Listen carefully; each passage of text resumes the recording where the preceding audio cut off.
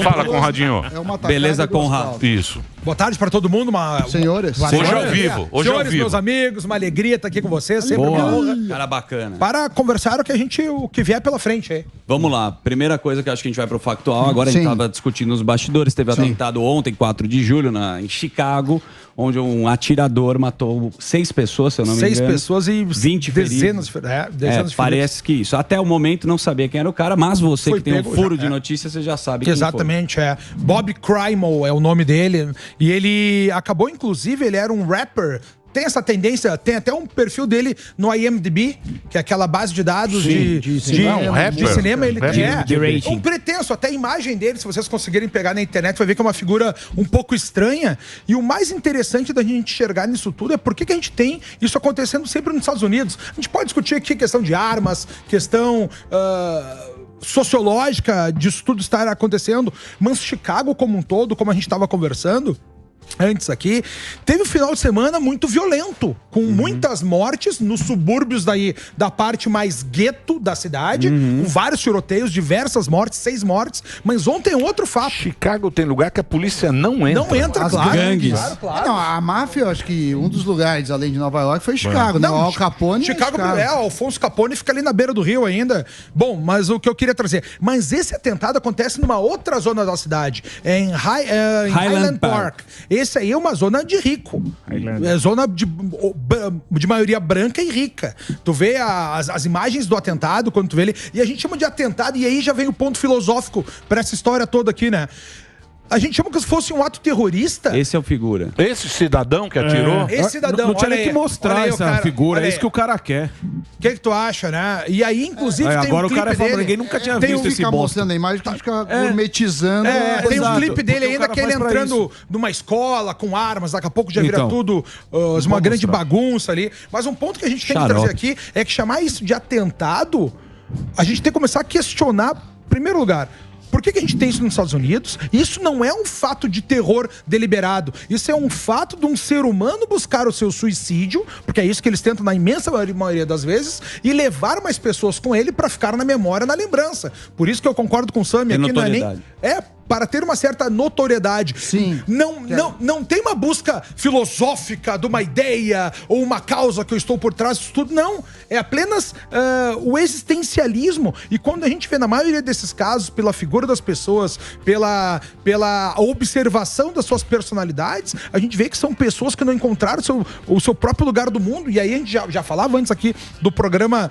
E, inclusive do nível de sofrimento que as pessoas sofrem hoje, né? Ficou redundante aqui, porque as pessoas não enfrentam mais grandes batalhas e o mundo continua caminhando para que a gente tenha uma pasteurização cada vez maior, uma homogeneização cada vez maior, tanto que na própria política, vamos trazer para o espectro político aqui, nessas eleições, o que a gente ouviu nesses 4 anos? Que a gente não pode, que nós devemos fugir da polarização, que isso não é bom, temos que achar uma terceira via. Cara, a vida é polarizada. Os grandes questionamentos existenciais são polarizados. É o bem e o mal, a vida e a morte, o belo e o feio, o justo e o injusto. A gente tem que se posicionar e pensar em que lado que mais fecha contigo. Cada um toma suas próprias decisões, mas essa saída de tomada de decisão dentro dessa gravidade, de saber quem nós somos, o que nós queremos, isso é uma grande perda para uma nação. O nosso grande objetivo seria que nós discutíssemos todos esses grandes pontos. O que a gente apoia?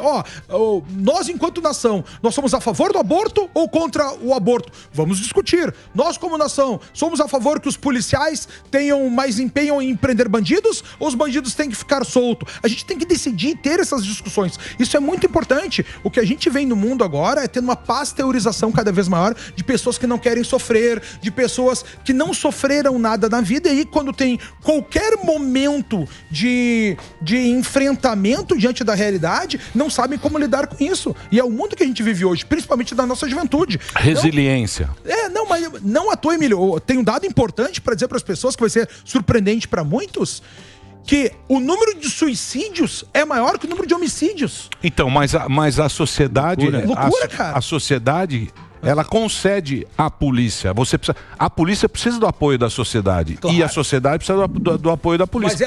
Mas isso é que é difícil, porque ficam duas narrativas, uma contra a outra. Então o cara que é normal, ele não sabe direito para onde ir. Em quem acreditar. Aí é que tá. Esse é que é o problema. Mas é que a gente vê uma grande propaganda. Por exemplo, quem assistiu aqui A Casa de Papel. Se eu perguntar para as pessoas que assistiram o seriado, todo mundo torceu para os bandidos. Gourmetizar a bandidagem. Não, por que tá? Tu tá enxergando todo dia os bandidos dentro dos programas, da televisão, da repetição como um todo. Tu é colocado num experimento social que tu vê exatamente o que a gente chama de narrativa. Eu venho de uma família de policiais, meu pai e minha mãe, eles eram policiais. Minha mãe entrou na polícia em 72, meu pai em 73. Chegaram a ser, foram delegados de polícia durante décadas. E lá eu fui criado numa família com aquele lema do servir e proteger. Tu tem dentro de ti essa necessidade de arriscar a própria pele pelos outros. E a gente acaba não vendo isso no mundo real. Hoje em dia, cada vez mais as pessoas não querem mais se arriscar. Principalmente, nós podemos pegar vários exemplos aqui. Os bancos, por exemplo. O banco pega o teu dinheiro por 1, empresta o teu dinheiro por 5 e fica com 4. Te devolve 1 e pouquinho. Então eles não se arriscam por ninguém. Tu vê cada vez mais as pessoas sendo levadas pelas redes sociais ou por gurus aí e tal, a pensar por si mesmo, chega na tua vitória pessoal, no teu dinheiro pessoal, no teu sucesso pessoal, e ninguém mais é treinado para a preocupação do senso de comunidade. E esse é o principal problema.